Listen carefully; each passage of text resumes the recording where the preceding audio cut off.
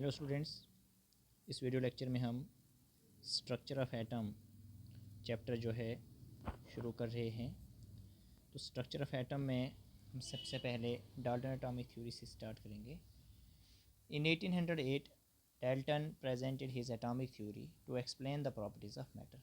Matter की properties को explain करने के लिए डाल्टन ने 1808 में एक थ्योरी दी थी, राइट, जिसे कहा जाता था डाल्टन एटॉमिक थ्योरी। तो ये थ्योरी जो है एक फाउंडेशन बन जाता है मॉडर्न केमिस्ट्री का, राइट। मैं यहाँ पे डाल्टन एटॉमिक थ्योरी के डिटेल्ड पोस्टुलेट्स में नहीं जाऊँगा, ये हम ऑलरेडी पढ़ चुके हैं। तो एक पोस्टुलेट था डाल्टन का कि एटम इज़ इंडिविजिबल, कि एटम क्या होता है, इंडिविजिबल होता है, right.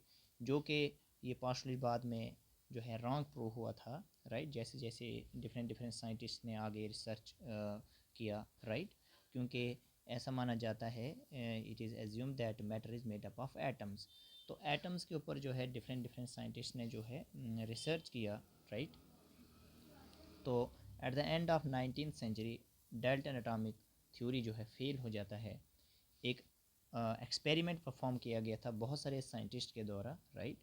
That is cathode ray experiment. Experiment का नाम है कैथोड रे एक्सपेरिमेंट। बहुत सारे साइंटिस्ट ने इस एक्सपेरिमेंट को परफॉर्म किया है, इसलिए क्रेडिट किसी एक साइंटिस्ट को नहीं जाता है, राइट। इसलिए इसका यहाँ पे नाम नहीं बताया है कि हु परफॉर्म दिस एक्सपेरिमेंट।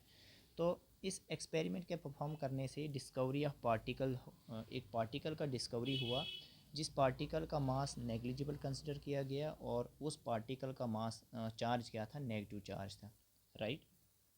तो इस एक्सपेरिमेंट में जो है बहुत बड़ा योगदान जो है वो जे थॉमसन जो है साइंटिस्ट का रहा है। तो पूरा नाम जो था जोसेफ जॉन थॉमसन। इन्होंने इस पार्टिकल का नाम रख लिया electron, right. They named it as electron. और इन साइंटिस्ट का नाम इसलिए मेंशन किया है क्योंकि इन्होंने जब इस पार्टिकल का नाम इलेक्ट्रॉन रख लिया तो इन्होंने इसका मास ऑफ इलेक्ट्रॉन और चार्ज ऑफ इलेक्ट्रॉन जो है इसका जब रेशो कैलकुलेट किया तो वो एक फ़िक्स रेशो आया, राइट। उन्होंने कहा कि जो इलेक्ट्रॉन का मास और इलेक्ट्रॉन का चार्ज है इसका जो रेशो है वो फिक्स है, और इसके लिए उनके लिए इस के लिए उनको जो है एक नोबेल प्राइज़ मिला, right. They got Nobel prize for this, right. तो इस तरह के चार्ज को एक स्पेसिफिक चार्ज कहा जाता है, right. Mass of electron divide by charge of electron. तो इस तरह के रेशो को जो है एक क्या कहा जाता है, एक स्पेसिफिक चार्ज कहा जाता है, राइट। तो जे थॉमसन ने क्या बताया, क्या उनके पोस्टुलेट्स थे, राइट। उन्होंने कहा कि हर एक जो नेगेटिवली चार्ज इलेक्ट्रॉन होगा was paired with a positive charge particle. Negative charge electron जो है उसकी पेयरिंग पॉजिटिव चार्ज पार्टिकल के साथ होगी। That followed it everywhere in an atom. तो एटम के अंदर नेगेटिव चार्ज इलेक्ट्रॉन होगा और पॉजिटिव चार्ज पार्टिकल होगा, उनकी आपस में पेयरिंग होगी, राइट। और पूरे एटम में इसी तरीके से ये चलता रहेगा, राइट। फर्स्ट पोस्टुलेट ने कहा नेगेटिवली चार्ज इलेक्ट्रॉन जो है आर्बिटेड central region of positive charge having same magnitude as that as the total charge of all the electrons। इन्होंने कहा कि जो नेगेटिवली चार्ज इलेक्ट्रॉन्स हैं they are orbited, right, around a positive charge, right. और जितना positive charge का magnitude होगा उतना, जितना पॉजिटिव चार्ज का मैग्नीट्यूड होगा उतना ही नेगेटिव चार्ज का मैग्नीट्यूड भी होगा। ये बात उन्होंने बताई। लेकिन फर्स्ट और सेकंड पोस्टुलेट जो है इन्होंने पब्लिश नहीं किए, राइट। थर्ड पोस्टुलेट जो इन्होंने पब्लिश किया था एक ही पोस्टुलेट, वो पोस्टुलेट क्या था कि जो नेगेटिव इलेक्ट्रॉन्स होते हैं they occupy a region of space that was uniformly positive charge. कि एक हमारे पास स्पेस है पूरा का पूरा, ये क्या है, पॉजिटिव चार्ज है। इसके अंदर जो है ये नेगेटिव चार्ज इलेक्ट्रॉन्स ऑक्यूपाइड होते हैं। इस तरह का इन्होंने ये स्ट्रक्चर बताया एटम का कि एक स्पेस है जो कि एक पॉजिटिव चार्ज है, यूनिफॉर्मली पॉजिटिव चार्ज है, इसके अंदर इलेक्ट्रॉन्स ने स्पेस ऑक्यूपाई किया है। तो ये पोस्टुलेट ने पब्लिश किया। फर्स्ट टू पोस्टुलेट्स ने पब्लिश नहीं किए। तो first and second postulates were not published, he published only third postulate, right. तो जब उन्होंने थर्ड पोस्टुलेट जो है पब्लिश किया तो इन्होंने जो है इस मॉडल को जो है एटम के स्ट्रक्चर को जो है वाटरमेलन के साथ कंपेयर किया, तो नाम रख दिया watermelon like model of atom, right. इसे हम जो है थॉमसन मॉडल ऑफ एटम भी कहते हैं।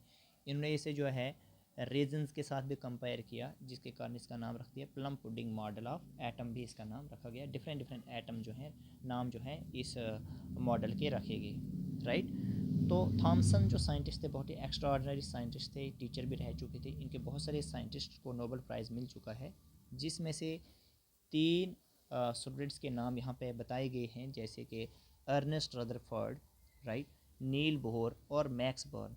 इन्होंने जो है एटम के स्ट्रक्चर को एक्सप्लेन करने में बहुत रिसर्च किया है, तो और उनकी बेस में इनको नोबेल प्राइजेज भी मिले हैं। तो उनके नाम यहाँ पे मेंशन किए गए हैं। जैसे अर्नेस्ट रदरफोर्ड जो थे, इनके स्टूडेंट्स के नाम हैं Hans Geiger and Ernest Marsden. इन्होंने एक एक्सपेरिमेंट किया था तीनों ने मिलके, जिसका नाम था alpha scattering experiment. Alpha scattering experiment के अंदर उन्होंने क्या बताया कि much of the atoms positive charge is concentrated in, कि एटम का ज़्यादा से ज़्यादा जो much of the positive charge होता है वो कंसनट्रेट होता है एटम के सेंटर में, राइट। एक छोट इन अ रिलेटिवली टाइनी वॉल्यूम, जिसे हम आज क्या कहते हैं, न्यूक्लियस कहते हैं, कि हमारे पास एटम है और इसका जो पॉजिटिव चार्ज है वो इस एटम के सेंटर में कंसनट्रेट होगा, जिसे हम क्या कहते हैं, आज न्यूक्लियस कहते हैं। और नेगेटिवली चार्ज इलेक्ट्रॉन जो हैं वो इस न्यूक्लियस के आसपास जो है रिवॉल्व करते हैं सर्कुलर पाथ में, और इन सर्कुलर पाथ्स को हम क्या कहते हैं, ऑर्बिट कहते हैं। ये according to Rutherford and students के पोस्टुलेट्स हैं कि इलेक्ट्रॉन जो हैं they are held to the nucleus के साथ ये जुड़े हुए हैं by a strong electrostatic force of attraction.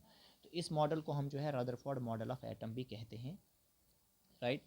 लेकिन एक साइंटिस्ट थे मैक्सवेल, जिनके मुताबिक जो है कोई भी चार्ज पार्टिकल जो है वो कोई भी अगर चार्ज पार्टिकल है तो एनर्जी रेडिएट करता है। अगर रदरफोर्ड कह रहे हैं कि न्यूक्लियस के आसपास इलेक्ट्रॉन रिवॉल्व करता है, तो इनके मुताबिक जो है ये इलेक्ट्रॉन रिवॉल्व करके एनर्जी रेडिएट करके जो है ये न्यूक्लियस के ऊपर फॉल करना चाहिए, लेकिन ऐसा होता नहीं है। रदरफोर्ड जो है फिर इस तरह के स्ट्रक्चर में एटम की स्टेबिलिटी को एक्सप्लेन नहीं कर पाया। Rutherford could not explain the stability of atom कि क्यों ये इलेक्ट्रॉन जो है न्यूक्लियस के ऊपर फॉल नहीं करता है।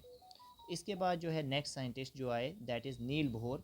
तो नील बोहर ने इस तरह का एक्सप्लेनेशन दिया कि जो इलेक्ट्रॉन होता है is able to revolve in certain stable orbits, ये कुछ ही ऑर्बिट्स में रिवॉल्व करता है न्यूक्लियस के आसपास विदाउट रेडिएटिंग एनी एनर्जी, और कोई भी एनर्जी रेडिएट नहीं करता है।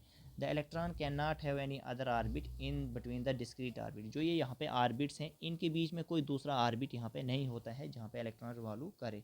तो इलेक्ट्रॉन फिक्स्ड ऑर्बिट्स में रिवॉल्व करता है, ये इन्होंने रीज़न दिया। तो जो इन्होंने एटम का जो है स्ट्रक्चर दिया, तो उसे जो है बोहर्स एटॉमिक मॉडल के नाम से भी कहा जाता है। तो नेक्स्ट वीडियो लेक्चर में हम इसे डिटेल में जो है डिस्क्राइब करेंगे कि बोहर्स एटॉमिक मॉडल क्या है, रदरफोर्ड एटॉमिक मॉडल क्या है, किस तरह से उन्होंने एक्सपेरिमेंट किया। यहाँ पे जो है इस वीडियो लेक्चर में आपको इंट्रोडक्शन बताया जा रहा है कि क्या क्या हम इस चैप्टर में डिस्कस करेंगे, राइट। अर्नेस्ट रदरफोर्ड जो साइंटिस्ट हैं, इन्होंने प्रोटॉन का डिस्कवरी किया। किस तरीके से, इन्होंने कहा कि जब हम नाइट्रोजन को जो है अल्फ़ा पार्टिकल्स के साथ रेडिएट करें तो ये नाइट्रोजन कन्वर्ट हो जाता है ऑक्सीजन में, साथ में एक प्रोटॉन भी बनता है।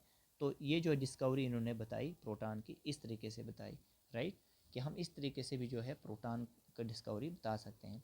इनके स्टूडेंट थे जिनका नाम था जेम्स चैडविक। तो इन्होंने जो है प्रोटॉन न्यूट्रॉन का डिस्कवरी किया है, राइट।